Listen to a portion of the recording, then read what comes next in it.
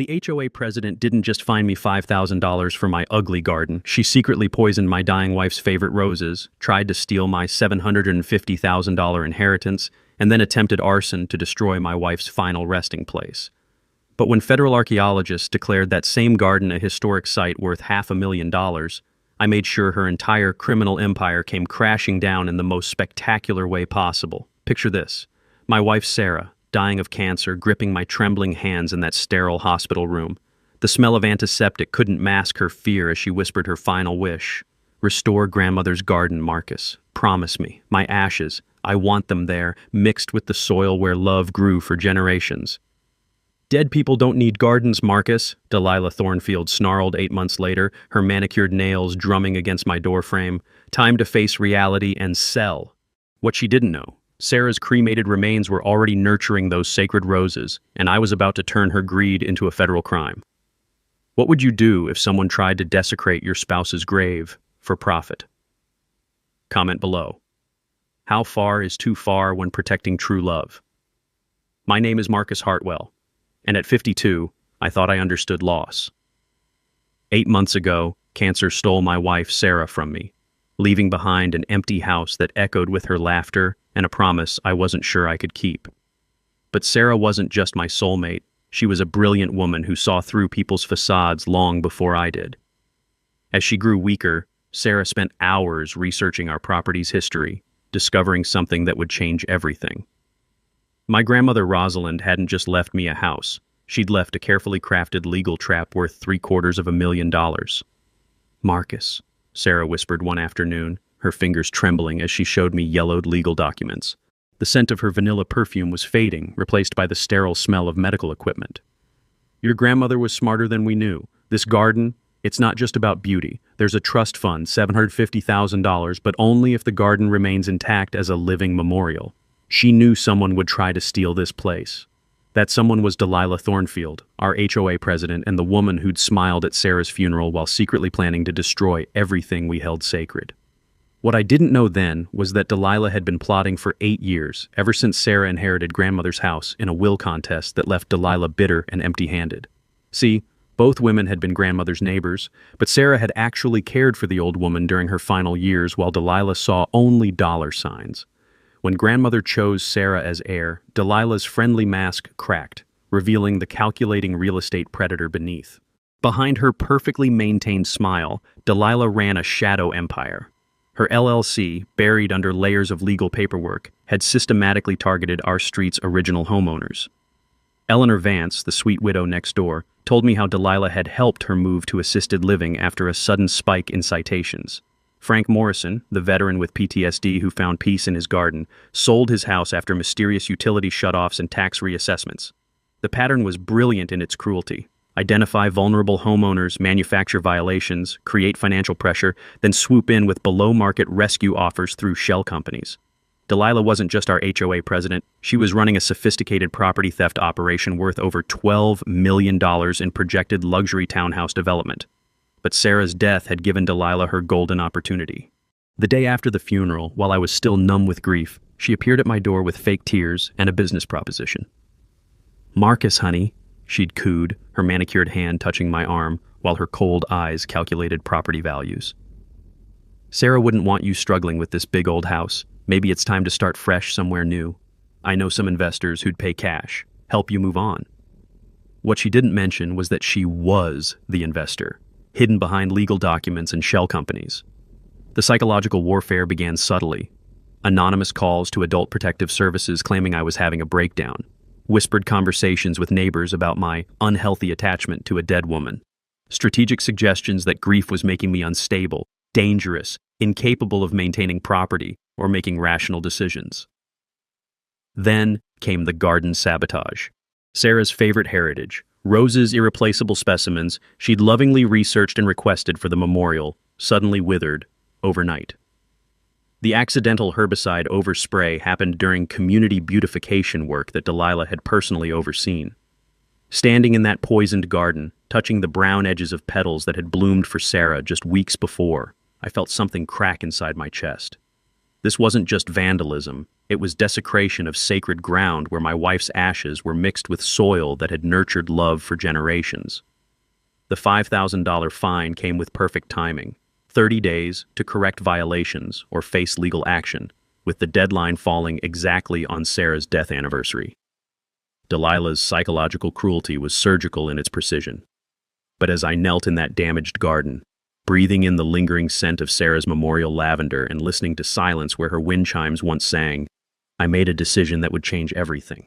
Sarah had left me more than just a garden and a promise. She'd left me the tools to fight back. I just didn't know yet that I was about to uncover a criminal conspiracy that would make national headlines. The desecration of Sarah's memorial began 3 weeks after her roses died. I was kneeling beside her favorite river rock-smooth granite she'd chosen, because it reminded her of our honeymoon in Maine, when Delilah's shadow fell across the sacred ground where my wife's ashes nourished new growth. "That memorial stone violates our no religious displays policy, Marcus," she announced, her voice sharp as winter wind. The morning dew made Sarah's rock glisten like tears, and I could smell the faint lavender scent that still clung to this hallowed space. And those wind chimes, noise ordinance violation, 24 hours to remove them or face additional fines. My hands clenched involuntarily, feeling the cool smoothness of Sarah's memorial stone beneath my palm. This isn't religious. It's my wife's grave. Delilah's laugh was like breaking glass. "Your wife is gone, Marcus. Cremated remains don't belong in residential gardens. That's a health code violation. Time to let go and move forward. Sarah wouldn't want you clinging to the past like this." That night, I couldn't sleep. Sarah's wind chimes played their gentle melody outside my bedroom window, the sound that had comforted me through 8 months of grief. By morning they were gone, cut down with deliberate precision, leaving jagged metal edges that caught my skin when I touched them. But Delilah had made a crucial mistake. Her systematic cruelty had awakened something in me that grief had kept dormant, my analytical mind. Sarah always said I was like a detective when something captured my attention, following evidence trails until truth emerged. I started with Eleanor Vance, who lived 3 houses down in what used to be her family's century-old home. Over chamomile tea that smelled like Sarah's evening ritual, Eleanor revealed the pattern I'd been too broken to see. "It started with surprise inspections," Eleanor whispered, her wrinkled hands shaking as she poured. "Delilah found violations I'd never heard of: window box height restrictions, mailbox positioning rules, sidewalk crack tolerances. The fines kept coming, $50, then $200, then $500. When I couldn't pay, she offered to help me transition to assisted living. The bitter taste of realization filled my mouth. "Who bought your house?" "Some investment company. Delilah recommended them, said they were neighborhood friendly. Bought it for 60% of market value." Eleanor's voice broke. "I thought she was helping me." That evening, I researched property records until my eyes burned from screen glare. The pattern emerged like a disease spreading through our street. Vulnerable homeowners, escalating citations, below-market sales to the same LLC network. Delilah wasn't just corrupt.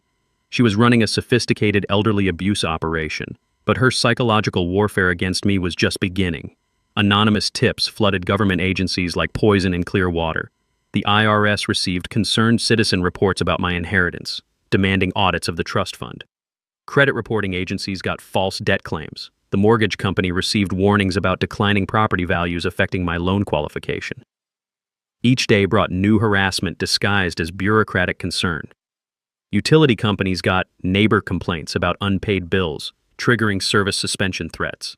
The health department received anonymous reports about unsanitary burial practices with Sarah's cremated remains, forcing traumatic inspections of our sacred memorial space. The cruelest blow came when I discovered Sarah's hidden research notes, tucked behind grandmother's antique jewelry box. Her careful handwriting covered pages of legal documentation, tracking Delilah's suspicious behavior throughout Sarah's illness. She'd known, somehow, even while fighting cancer, Sarah had recognized the predator circling our home. "Marcus," her final note read, "if you're reading this, something's happened to me, and Delilah is making her move. The garden preservation requirement isn't just grandmother's whim, it's legal protection. The trust fund can fund legal defense, but only if you keep the memorial intact. I've documented her conversations about helping you move on. Don't let her steal what 3 generations built with love. Knowledge nugget. Always research who benefits from your compliance with demands. Predators often disguise theft as help. Sarah's words hit me like ice water on burning skin. My brilliant wife had been conducting her own investigation while I focused on her medical care, building a case against the woman who smiled at her funeral. That night, Delilah escalated to outright vandalism. I woke to silence, not the peaceful quiet of dawn, but the terrible absence of Sarah's memorial wind chimes. Racing outside in my pajamas, bare feet wet with dew, I found the copper tubes scattered across the garden like broken bones.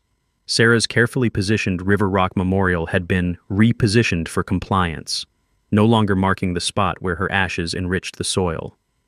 Standing in that violated space, breathing the scent of disturbed earth and crushed lavender stems, I felt something fundamental shift inside me. Grief transformed into steel-cold determination.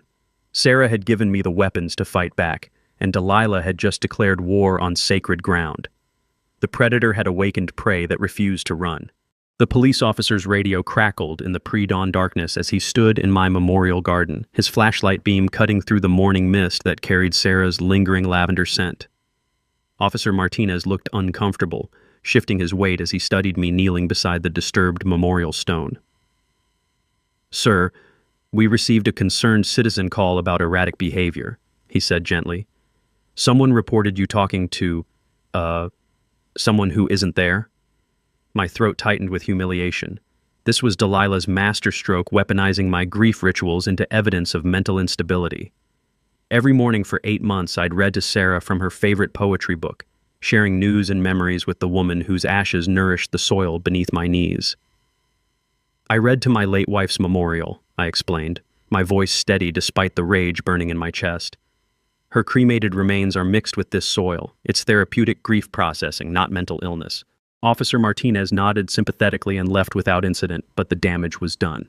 By noon, Delilah's network had weaponized the wellness check into ammunition for a far more devastating attack. The legal papers arrived via certified mail, official seals heavy with threatening authority. Delilah's attorney, conveniently her golf partner, had filed a petition questioning my mental fitness as trustee of grandmother's $750,000 estate. The motion claimed my garden obsession and conversations with deceased persons proved I was incapable of making sound financial decisions. The legal strategy was diabolical in its sophistication. Force a court-ordered sale to protect me from my own grief, with proceeds managed by a qualified trustee who would undoubtedly recommend selling the property for my therapeutic benefit. But Sarah's preparation had taught me to document everything. I'd been recording our interactions since the rose poisoning, building a harassment timeline that told a different story. My phone contained hours of Delilah's calculated cruelty, each conversation revealing her true motives beneath fake concern. Knowledge nugget. Grief is not mental illness. Document your competency proactively with medical professionals who understand bereavement processes. I contacted Sarah's oncology team immediately. Dr. Jennifer Walsh, who'd guided us through Sarah's final months, provided written testimony about healthy grief processing and memorial rituals. Her letter to the court was a medical sword cutting through Delilah's psychological manipulation. Meanwhile, Delilah orchestrated a neighborhood intervention meeting without inviting me. Eleanor, still guilt-ridden about her own property loss, secretly attended and reported back. Delilah had convinced newer residents that I was dangerous to approach and unstable since losing his wife. "She made you sound like a threat," Eleanor whispered, her voice shaking as we sat in her tiny assisted living apartment that smelled of industrial disinfectant instead of home-baked bread. "Said your property values were affecting everyone, that something needed to be done before you hurt yourself or others." The social isolation campaign worked with surgical precision. Grocery delivery drivers began refusing to approach my door. Mail carriers reported concerning behavior to supervisors. Even my neighbor's teenage son, who used to help with yard work, stopped coming around after his parents heard Delilah's warnings. Then came the most heartbreaking escalation, the threatened destruction of Sarah's memorial oak tree. A hired crew arrived claiming emergency tree removal for safety reasons, chainsaws roaring like mechanical vultures over the century-old oak that shaded Sarah's resting place. The massive tree's removal would destroy the garden's microclimate, killing the rare heritage plants Sarah had researched and requested for our memorial. More than vandalism, it was calculated destruction of the ecosystem where her ashes had created new life from death. I stood between the chainsaws and Sarah's tree, my body trembling with protective fury as diesel fumes mixed with the sweet scent of morning glory vines Sarah had planted to climb toward sunlight. "This tree is healthy and poses no safety risk. You have no legal authority here." The crew chief, clearly uncomfortable with the job, admitted they'd been hired by concerned neighbors but had no official permits. They left, but I knew this was just reconnaissance for a more sophisticated attack. That evening brought an unexpected ally. Helen Martinez, the city's elderly archivist, called with excitement crackling in her voice like autumn leaves. "Marcus, I've been researching your property's history after hearing about the disputes. You need to see what I found. 1920s documentation showing your grandmother's garden has historical significance beyond anything we imagined." Her words hit me like lightning illuminating a dark landscape. "What kind of significance?" "Your grandmother Rosalind wasn't just a gardener, she was the town's first female botanist. That garden contains original specimens from the town founder's 1887 estate. Some of those plants might be genetically unique, irreplaceable links to our agricultural heritage." As Helen's words sank in, I realized Sarah had led me to something bigger than personal revenge. My brilliant wife's intuition about the garden's importance went deeper than inheritance protection. She'd somehow sensed that this sacred ground held secrets that could shield us from any legal attack. The predator was about to discover she'd chosen prey that carried the protection of history itself. The adverse possession claim arrived on a Tuesday morning that started with the scent of Sarah's memorial roses blooming stronger than ever, as if her spirit was gathering strength for the battle ahead. Delilah's latest legal weapon was a masterpiece of calculated theft. She claimed 10 years of maintaining the boundary area between our properties gave her ownership rights to the garden section containing Sarah's ashes. The fabricated documentation was impressive in its audacity. Delilah had produced receipts for landscaping expenses, photos of her caring for the memorial area, and witness statements from neighbors claiming she'd been the garden's true caretaker, while grandmother declined and I neglected the property. But her most vicious escalation targeted the sacred nature of Sarah's resting place itself. Reports flooded state regulators claiming I'd violated zoning laws with illegal burial practices. Health department officials arrived demanding proof that Sarah's cremated remains had been legally interred, threatening criminal charges for desecration of human remains if I couldn't produce proper documentation. Standing in my kitchen, holding the crematorium's legal certification while officials photographed Sarah's memorial area like a crime scene, I felt something crystallize inside me. This wasn't just property theft, it was grave robbing disguised as bureaucracy. That's when I made the power move that changed everything. Miguel Santos, the private investigator I hired, had the predatory instincts of a shark scenting blood. Within 72 hours, he'd traced Delilah's business dealings through a labyrinth of shell companies and discovered a pattern that made my harassment look like amateur practice. "Marcus, you need to see this," Miguel said, spreading documents across my dining room table where Sarah and I used to plan weekend garden projects. The papers smelled like fresh ink and justice. 15 properties on surrounding streets, all sold below market value to companies that trace back to Delilah's LLC network. She's been running this scam for over a decade. The evidence was devastating. Coordinated attacks on elderly homeowners, systematic violations designed to create financial distress, and a network including a corrupt mortgage broker who offered convenient buyouts when victims couldn't pay escalating fines.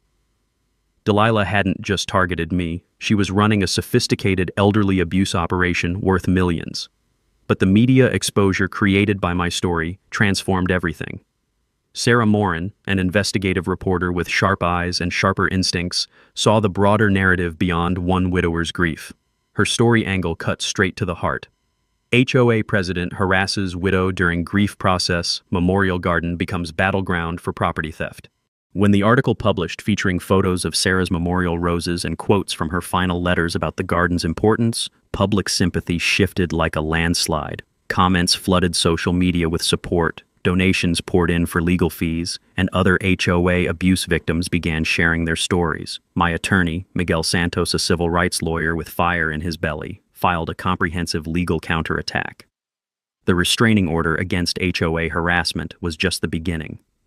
Civil rights complaints for targeting disabled persons, grief classified as temporary disability under federal law, criminal complaints for adverse possession fraud, and emotional distress lawsuits for memorial desecration created a legal tsunami.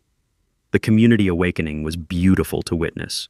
Neighbors who'd been fed Delilah's lies about my mental state learned the truth about Sarah's cremated remains mixed lovingly with memorial garden soil.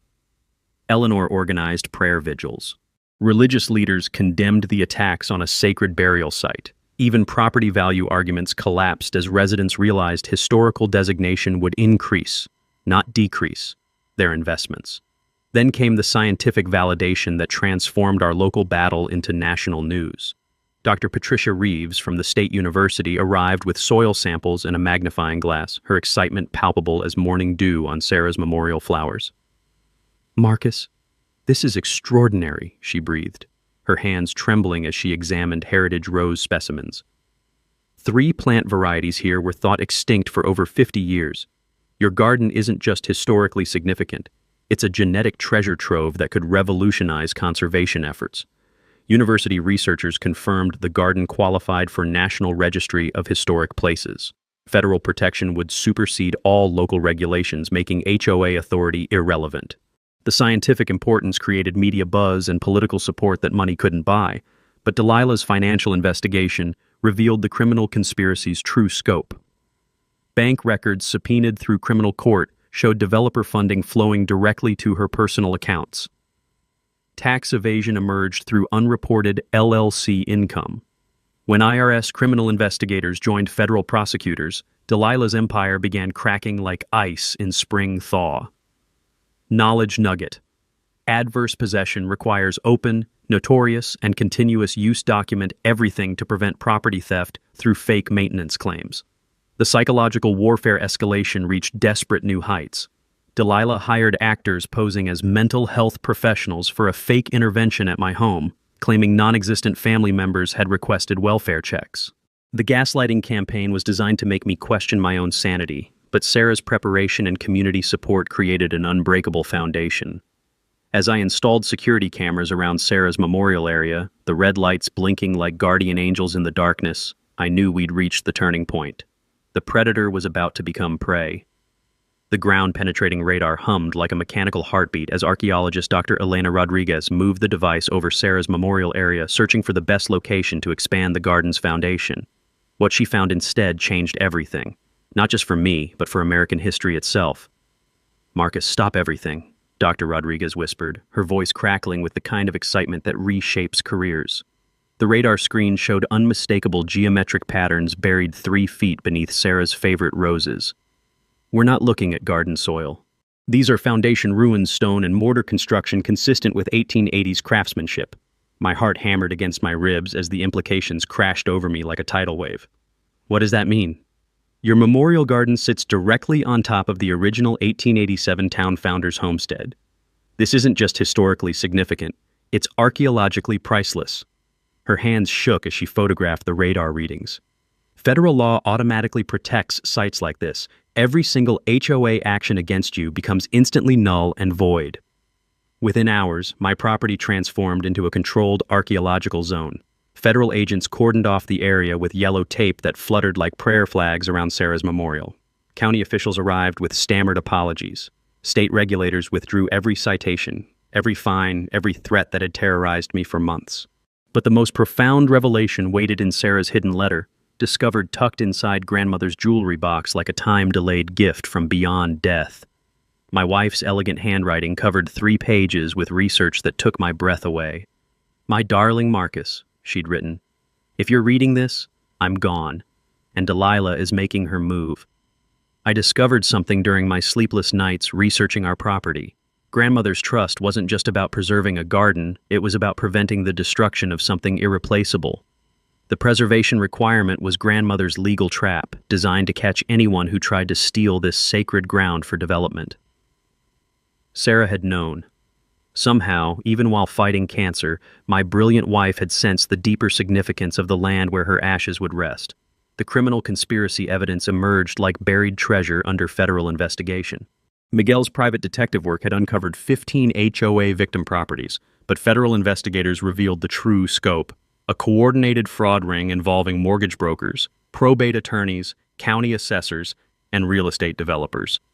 The RICO charges carried federal prison sentences that could destroy lives the way Delilah had destroyed dreams.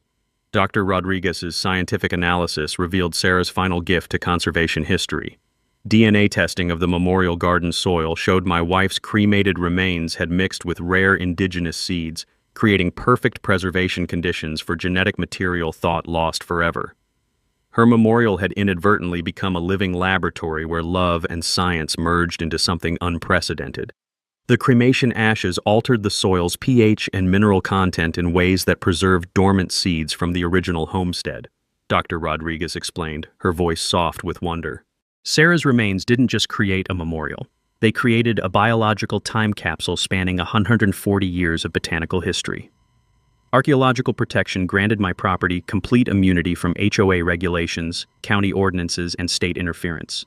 Historical designation carried federal criminal penalties for any interference. Property value protection, trust fund security, and Sarah's wishes were now backed by the full weight of federal law. The media sensation exploded nationally within 24 hours. Environmental groups adopted our garden as a symbol of conservation success. Legal precedent was established protecting memorial rights against development pressure. Sarah's love story had become a federal case study in historical preservation. Knowledge nugget. Archaeological discoveries automatically trigger federal protection research your property's indigenous and colonial history before major disputes escalate. Standing in that protected space, breathing the scent of ancient soil revealing centuries-old secrets, I realized Sarah's intuition had guided us to something far greater than revenge. Love had literally preserved history, and history would now preserve love for generations to come. The archaeologist's excited whisper still echoed in my mind. This changes everything. The transformation of my small memorial garden into the epicenter of a federal investigation happened with breathtaking speed. Within 72 hours of Dr. Rodriguez's archaeological discovery, my property resembled a small military operation. But instead of conquest, we were building an empire of justice that would protect not just Sarah's memory, but countless future victims. Special Agent Jennifer Walsh of the FBI's White-Collar Crime Unit set up her command center in my living room, where Sarah and I used to plan weekend projects.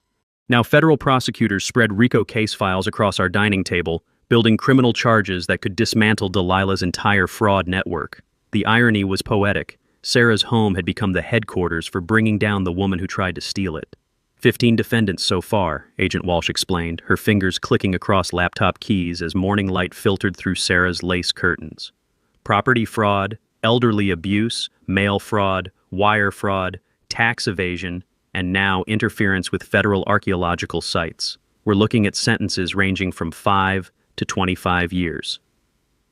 The archaeological team established a permanent research station behind Sarah's memorial roses, transforming our backyard into a living laboratory. Dr. Elena Rodriguez coordinated with the Environmental Protection Agency after discovering that 3 plant species in our garden represented the last known genetic samples of varieties thought extinct. Graduate students arrived daily, writing dissertations on conservation genetics while Sarah's ashes continued nurturing scientific miracles. Your wife's remains created perfect preservation conditions, Dr. Patricia Reeves explained, her voice filled with wonder as she examined soil samples under portable microscopes. The cremation ash altered mineral content in ways that kept dormant seeds viable for over a century. This isn't just a memorial garden, it's a genetic treasure vault worth millions to conservation science. The media strategy transformed our local story into a national phenomenon. Documentary filmmaker David Morin began following the case for a feature film, capturing the intersection of love, loss, and environmental justice. Friends of Sarah's Garden grew from a handful of neighbors to over 500 supporters worldwide, with crowdfunding exceeding $150,000 for legal fees and garden preservation. Social media exploded with hashtag #SaveSarah'sGarden, reaching 2.3 million shares across platforms. Book publishers competed with 6-figure advances for our story rights. The Today Show, 60 Minutes, and National Geographic all requested exclusive interviews. Sarah's quiet love had become a global symbol of how individual courage could protect irreplaceable heritage. Religious leaders from multiple denominations organized prayer vigils at the memorial site, blessing the ground where love had literally preserved history. Veterans groups adopted our case as an example of honoring fallen loved ones against institutional bullying. The American Civil Liberties Union filed amicus briefs supporting memorial rights versus private covenant restrictions. Miguel Santos assembled a legal dream team that read like a civil rights hall of fame. Federal prosecutors handled RICO criminal charges while civil rights attorneys pursued discriminatory targeting claims. Archaeological lawyers ensured historic preservation compliance. Estate attorneys protected the trust fund from further challenges. The legal firepower was overwhelming and completely funded by federal asset forfeiture from Delilah's seized accounts. The evidence compilation required its own storage unit. Over 300 hours of security footage showed systematic harassment patterns. Audio recordings captured bribery attempts and discriminatory statements. Financial records proved coordinated fraud across multiple states. Expert testimonies from archaeologists, botanists, psychologists, and grief counselors built an unassailable case for justice. Political support materialized with surprising speed. The state legislature introduced Sarah's Law protecting memorial gardens from HOA harassment. The governor's office issued public statements supporting historic preservation against development pressure. Congressional representatives condemned patterns of elderly abuse disguised as property management. Federal agencies pledged stricter oversight of HOA governance nationwide. The Memorial Expansion Plan incorporated archaeological discoveries into a comprehensive educational center, honoring both Sarah's memory and the site's historic significance. Tourism revenue projections showed $500,000 annually benefiting the entire community. The living memorial would become a model for grief healing and historic preservation, attracting visitors from around the world. University partnerships with international conservation groups established seed banking programs using our garden's genetic material. Climate change adaptation studies would use Sarah's memorial as a living laboratory for understanding plant resilience. Scientific publications already cited our site as a conservation success model, proving that love could indeed save endangered species. Knowledge nuggets emerged daily. Federal archaeological protection trumps all local regulations. Research your land's deep history before major disputes. RICO laws apply to systematic property fraud document patterns across multiple victims. Crowdfunding can level legal playing fields against wealthy developers. Standing in Sarah's memorial garden at sunset, surrounded by federal protection signs and scientific equipment, I felt her presence stronger than ever. The scent of her favorite roses mixed with evening air carried promise of justice. Archaeological grid markers surrounded her memorial stone like a protective constellation. The smooth bronze plaque we'd installed read simply, "Love preserves all things, Sarah and Marcus forever." The predator had awakened prey that carried the protection of federal law, scientific importance, and international support. Delilah's empire was about to crumble under the weight of love transformed into unbreakable legal armor. Desperation makes criminals reckless, and Delilah Thornfield was about to prove that principle with spectacular, self-destructive fury. 3 days after federal protection surrounded Sarah's memorial garden, she hired Tommy the Torch Martinez, a known arsonist with a taste for insurance jobs and a complete lack of conscience about destroying sacred ground. The security cameras I'd installed captured every damning moment in high-definition clarity. At 2:47 a.m. on a moonless Thursday, Tommy crept through my backyard carrying accelerant and matches, his movements tracked by motion sensors that sent alerts directly to my phone and FBI surveillance teams already watching Delilah's every breath.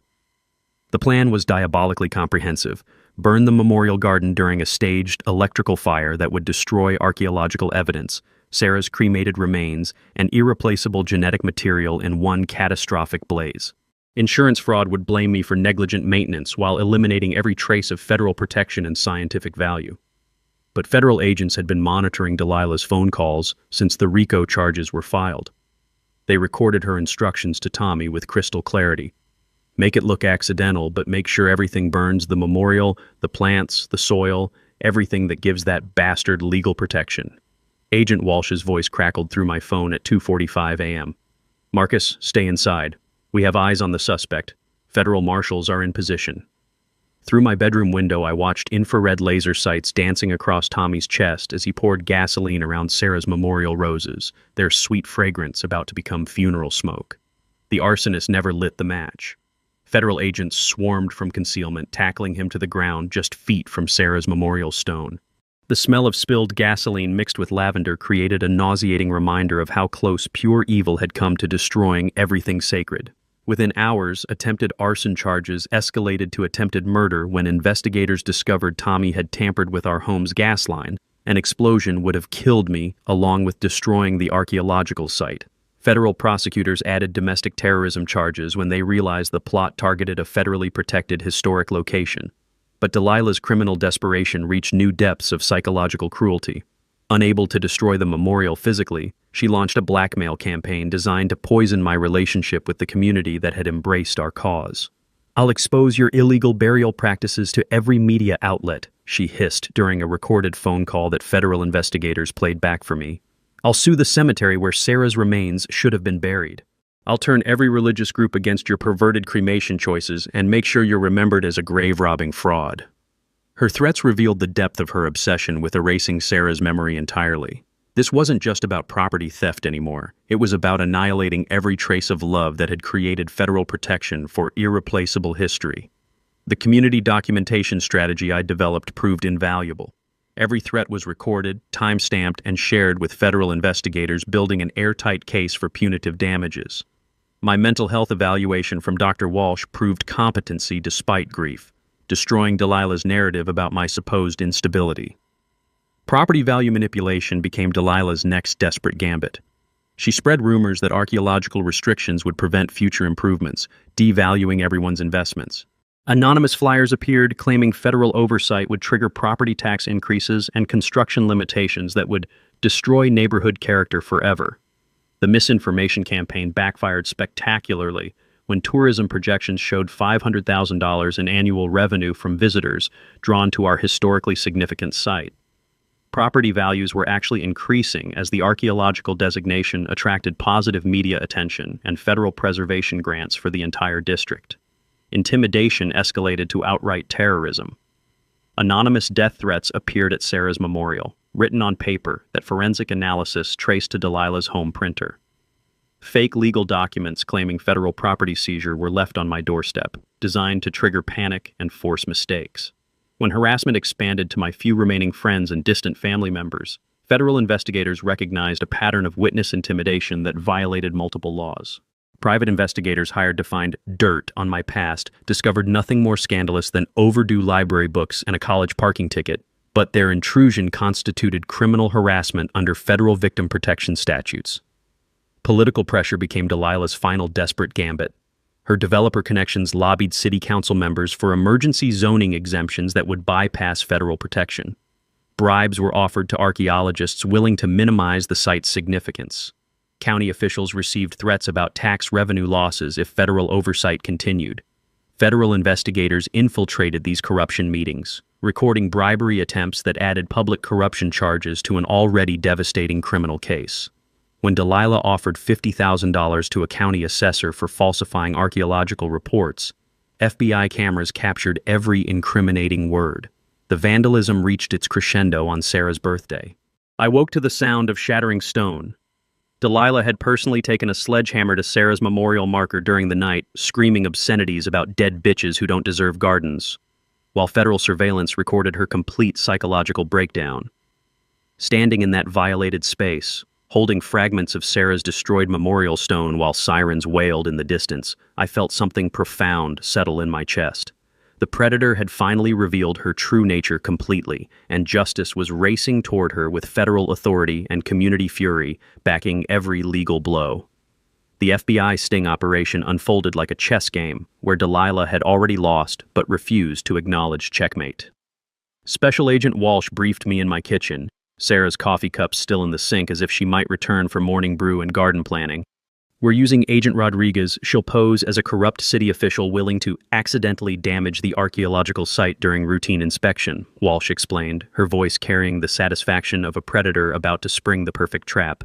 "Delilah's desperation makes her vulnerable. She'll incriminate herself trying to destroy what she can't steal." The undercover meeting was scheduled for neutral ground, the city planning office where legitimate permits were processed and illegal bribes exchanged with equal frequency. Agent Rodriguez, disguised as Planning Commissioner Maria Santos, wore recording equipment that would capture every word of Delilah's final criminal act. "I can arrange an accidental water main break that floods the archaeological grid," Agent Rodriguez offered, her voice perfectly calibrating bureaucratic corruption.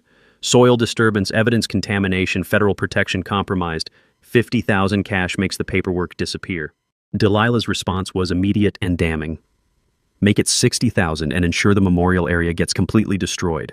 I want every trace of that dead bitch's ashes washed into the storm drains where they belong." Federal prosecutors later told me those words sealed her fate desecration of human remains, combined with federal bribery, carried mandatory minimum sentences that would keep Delilah behind bars until she was too old to threaten anyone's sacred ground. But Delilah's psychological breaking point created the most dramatic evidence of all. Realizing federal investigation threatened not just her freedom, but her entire identity as a community leader, she attempted what investigators later classified as suicide by cop at Sarah's Memorial Garden. The confrontation happened at sunset, golden light filtering through the protected oak tree as Delilah arrived carrying a gasoline container and matches. Security cameras captured her complete mental collapse as she screamed accusations that revealed the depth of her obsession. "Marcus stole my life's work," she shrieked, pouring accelerant around federal protection markers while police surrounded the archaeological site. "That garden should have been mine. Sarah was supposed to die alone and forgotten. I destroyed better people than her." Her confession, broadcast live on news helicopters circling overhead, provided prosecutors with a psychological profile that explained 8 years of systematic elderly abuse. This wasn't just property fraud, it was a pathological need to erase other people's happiness and replace it with her own twisted version of success. The community showdown preparation began immediately.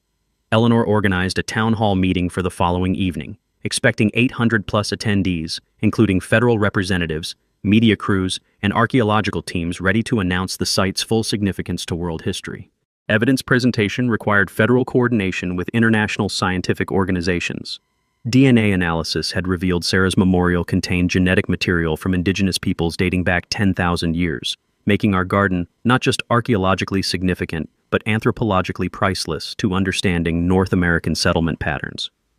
The cremation ashes created perfect preservation conditions for organic material that survived ice ages, Dr. Rodriguez explained, her excitement palpable as she prepared presentation materials. Sarah's memorial accidentally preserved human DNA, plant genetics, and soil microorganisms that represent an unbroken chain of life spanning millennia. Scientific value exceeded $10 million in research potential, transforming our local property dispute into international conservation priority.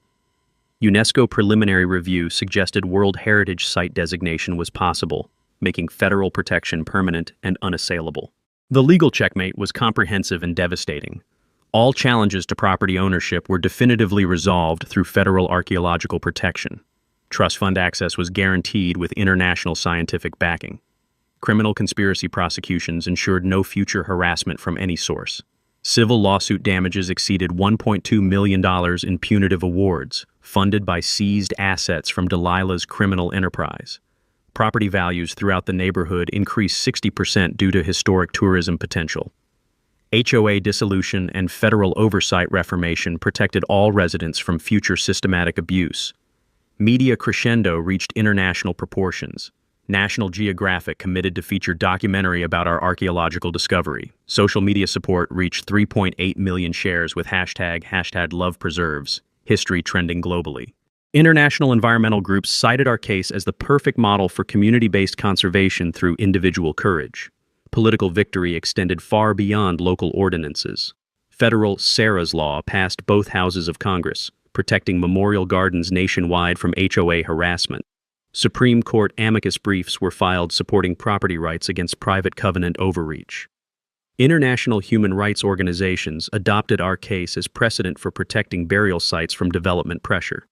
Knowledge nuggets crystallized into legislative language.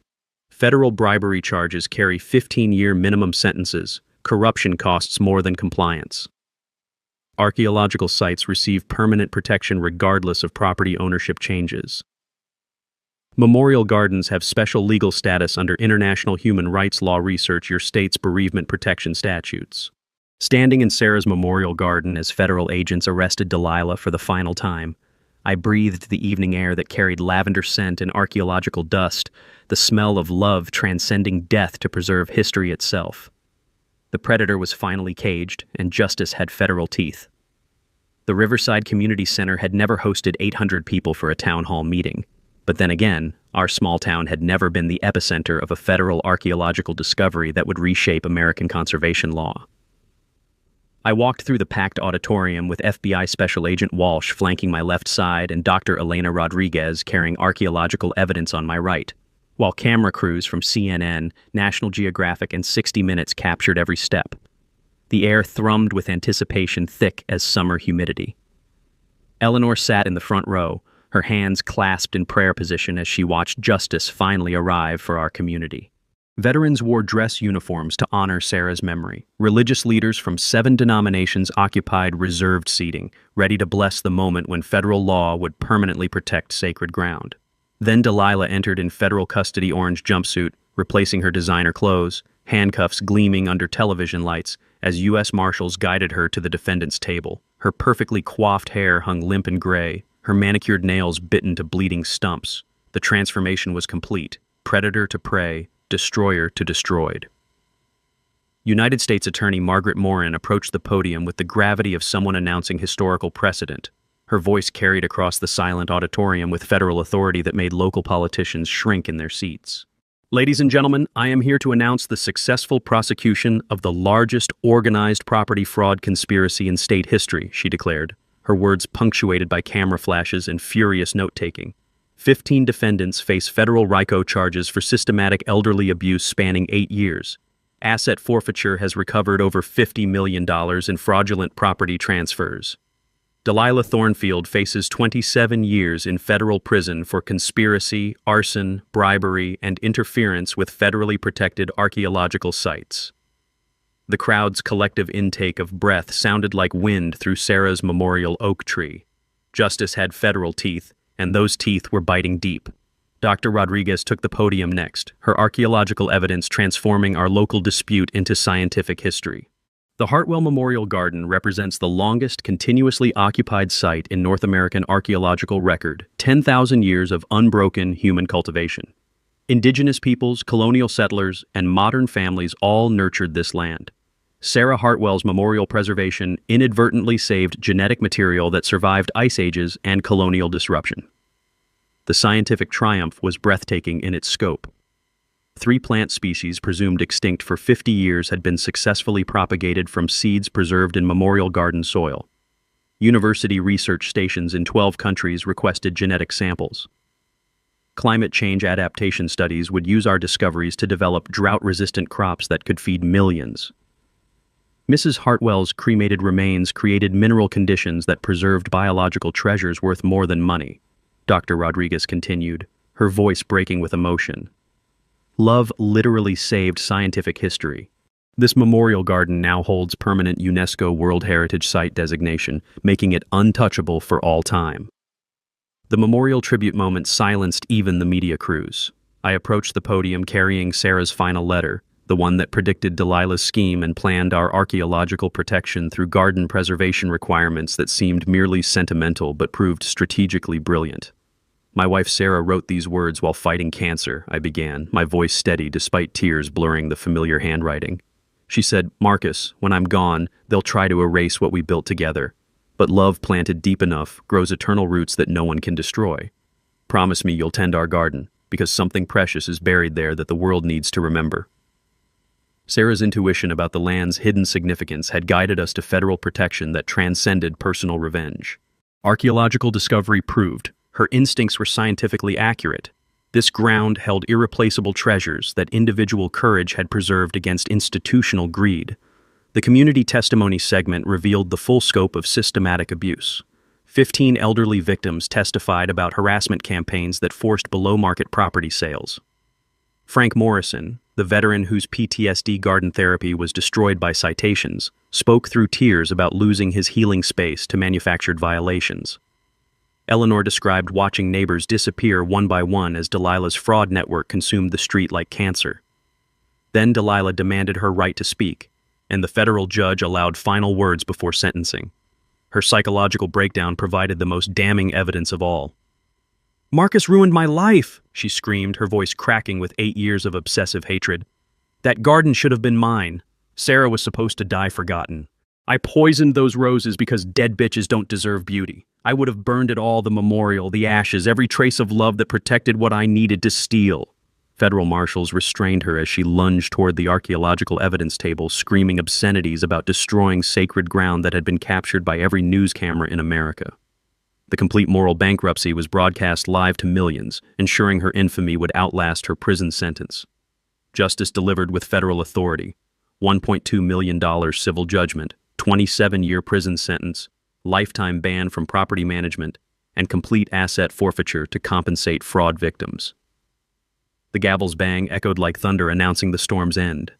"Love grows eternal," I whispered, touching Sarah's memorial plaque as cameras captured the moment when justice finally embraced the sacred ground where my wife's ashes nurtured miracles. 6 months after Delilah's federal sentencing, I stood in Sarah's memorial garden watching children plant heritage seeds during our first annual Love Grows Eternal festival. The scent of her favorite lavender mixed with fresh soil and cotton candy from vendor booths, creating an atmosphere where grief had transformed into celebration of life's endless renewal. Delilah received 18 years in federal prison after pleading guilty to avoid a longer sentence. Her co-conspirators faced terms ranging from 5 to 12 years, their property fraud empire dismantled completely. Asset forfeiture sales generated $8.2 million in victim compensation, returning stolen wealth to elderly homeowners who'd lost everything to systematic abuse. Her real estate license was permanently revoked across all 50 states, ensuring she could never again weaponize bureaucracy against vulnerable people. The Memorial Garden's transformation exceeded every dream Sarah and I had shared during her final months. Federal Historic Landmark designation brought 50,000-plus annual visitors to our small town, generating $2.3 million in tourism revenue that funded new schools, senior centers, and veteran support programs. The Archaeological Museum displayed artifacts spanning 10,000 years of continuous cultivation, making our love story part of humanity's deepest historical record. Scientific legacy bloomed beyond our wildest imagination. University research stations published 43 peer-reviewed papers using genetic material preserved in memorial soil. Extinct plant species successfully propagated from Sarah's garden now grew in botanical conservatories worldwide. Climate change adaptation studies developed drought-resistant crops that could feed African villages and survive Pacific Island flooding. Sarah's ashes had literally helped save lives on distant continents. Community healing transformed our neighborhood into a model of grassroots justice. Eleanor was elected HOA president with unanimous support, implementing bylaws that protected vulnerable residents and promoted environmental conservation. Property values increased 85% due to historic designation and positive media coverage. The annual Sarah's Garden Festival raised $300,000 for environmental education scholarships, ensuring her legacy would grow through generations of young scientists. My personal transformation surprised everyone, including me. Grief counseling helped me process loss without losing love's power to create positive change. The Memorial Garden Director position became my calling, helping other widowed spouses heal through therapeutic gardening programs that served trauma survivors, cancer patients, and grieving families. Sarah's wisdom about love growing deeper roots had become literal truth. Romance bloomed slowly and respectfully with Dr. Patricia Reeves, who'd led the botanical research that saved our garden. Our relationship grew like Sarah's memorial roses, carefully tended, deeply rooted, honoring what came before while embracing new growth. Sarah would have loved Patricia's gentle strength and scientific passion for preserving life's precious diversity. Federal Sarah's Law passed both congressional houses with bipartisan support, protecting memorial gardens from HOA harassment nationwide. 28 states adopted bereavement protection legislation. Supreme Court precedent established memorial rights as fundamental human dignity protected by federal civil rights law. Legal scholars called it the most significant property rights victory in 50 years. The financial victory exceeded material needs and entered legacy territory. Trust fund accessibility generated $65,000 annually for garden maintenance and educational programs. Tourism revenue created an endowment exceeding $5 million for environmental research. Property appreciation established generational wealth that would fund conservation efforts long after my death. Settlement money supported victim advocacy programs helping elderly Americans fight institutional abuse. Sarah's Foundation awarded 127 environmental science scholarships to underprivileged students, fulfilling her dream of democratizing education through merit rather than wealth. Garden therapy programs served 800-plus veterans annually, providing PTSD treatment through connection with living systems. Research partnerships benefited conservation efforts on 6 continents. Love had become global environmental policy. The future vision stretched beyond personal justice into systemic change. Archaeological excavation would continue for 15 years with international research teams. National Geographic's documentary won 3 Emmy Awards and sparked congressional hearings on HOA reform. Tourism projections showed sustainable growth supporting our community for generations. UNESCO World Heritage Site designation was confirmed unanimously, placing Sarah's Memorial Garden alongside Stonehenge and the pyramids as irreplaceable human heritage. The citation read, "This site demonstrates how individual love can preserve collective memory, proving that personal courage creates historical significance when guided by wisdom deeper than immediate understanding." Standing beside Sarah's memorial fountain at sunset, watching Dr. Patricia teach children about seed preservation while veterans found peace among heritage roses, I felt my wife's presence in every living thing she'd helped protect. The bronze plaque gleamed with evening light. "Love grows eternal. Sarah and Marcus forever." "Sarah taught me love never dies," I told the documentary cameras. "It just grows deeper roots and bears fruit that feeds the world." Love had won everything. Another day, another HOA drama wrapped up. If this story made you shake your head or fist pump in victory, smash that like button, share your own HOA experience below, and subscribe so you'll never miss another battle in the burbs.